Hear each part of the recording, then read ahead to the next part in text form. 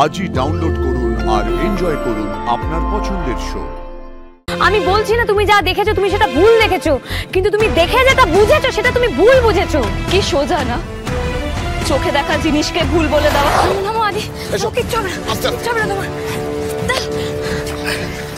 এই এই পালাচ্ছ কোথায়? হ্যাঁ কে তুমি যে ভূত সেজে ভয় দেখিয়ে বেড়াচ্ছ? সুপ্রতিম তো তুমি নও, সুপ্রতিমকে তো এভাবে ধরা যাবে না, সুপ্রতিম তো ধরা ছড় বাইরে। তাহলে কেন তুমি বারবার ওকে সবাই মাঝখানে জড়াচ্ছ? কি স্বার্থ তোমার বলো?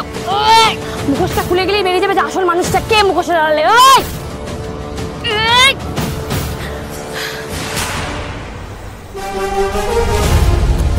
শিলিগুড়িতে হাসপাতালের বেডে মুখে মাস্ক পরে আধমরা হয়ে, তার মানে তুমি শুয়ে শুয়ে নাটক করছিলে তাই তো?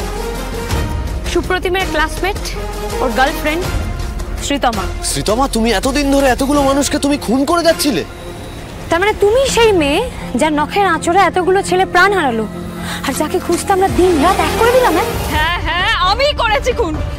আমার সুপ্রতিমকে আমার থেকে যারা কেড়ে নিয়েছে তাদের কাউকে ছাড়বো না আমি, কাউকে না, কাউকে না। তুমি তো সবাইকে শেষ করে দিতে চাইছিলে, পারলে তুমি সবাইকে শেষ করতে।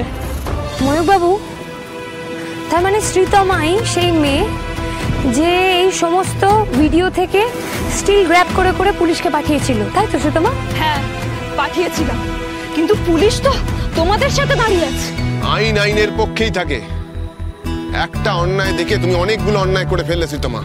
ন্যায় অন্যায় আইন বেআইন কোনোটাই ভালোবাসার কাছে খাটে না।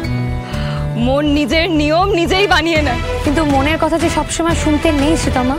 আমি তোমার অনেক নাম শুনেছি, আর একজন ভালো ডাক্তারের থেকেও বেশি শুনেছি তোমার ব্যবহারের জন্য। তুমি নাকি পেশেন্টদের মন বোঝো, আর এই তুমি এদিকে আমার মনের কথা একটুও বুঝলে না। তোমার কষ্টটা আমি বুঝতে পারছি শ্রীতমা। এই শ্রীতমা, শ্রীতমা বিশ্বাস করো, আমরা সবাই মিলে চেষ্টা করেছিলাম, সুপ্রতিমকে বাঁচাতে, কিন্তু পারিনি। আজকে তোমার যে কষ্টটা হচ্ছে সেই কষ্টটা আমরাও পাচ্ছি। দেখো, আমাদের বিশ্বাস করো। তুমি কি বলো তো শ্রীতমা, কিছু কিছু কষ্টের না কোনো সান্ত্বনা হয় না। আমি তোমাকে সান্ত্বনা দেবও না, আমি শুধু তোমাকে এইটুকুই বলবো, আমরা সবাই তোমার পাশে আছি। তুমি যতদিন না নিজেকে সামলে উঠতে পারছো, আমরা সবাই আছি তোমার সাথে। রাত 9টার পর ছেলে মেয়ের দুজনেরই হস্টেলের দরজা বন্ধ হয়ে যায়। তারপরে আমাদের দেখা করতে ইচ্ছে হলে আমরা দুজনেই আমাদের হস্টেলের ছাদে গিয়ে দাঁড়াতাম। ওই দিন ছাদে উঠে দেখলাম ছেলেদের হস্টেলের ছাদে ওই কীর্তি। আমি চুপ করে দাঁড়িয়ে থাকতে পারিনি, ফোনটা বার করে ভিডিও করতে চালু করলাম। দেখো, তুমি পুরো ভিডিওটা ব্যাক টু দেখেছো?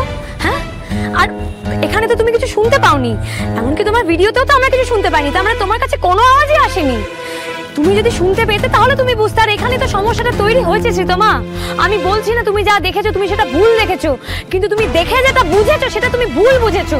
কি সোজা না চোখে দেখা জিনিসকে ভুল বলে দেওয়া। ঠিক আছে, তাহলে আর কিছু বোঝাবো না, এবার আমরা তোমাকে সবটা করে দেখাই। এটাই সবচেয়ে ভালো হবে। দেখি ভিডিওটা।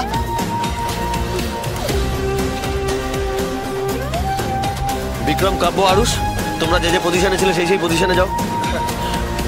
আমি এখানেই ছিলাম। আচ্ছা, আমি এখানে দাঁড়ালাম, আর আরুষ তুই এখানে ছিল। আমি এইখানে ছিলাম। অপূর্বদা, তোমরা ওই দিকটাতে যাও। হ্যাঁ, আর বাকিরা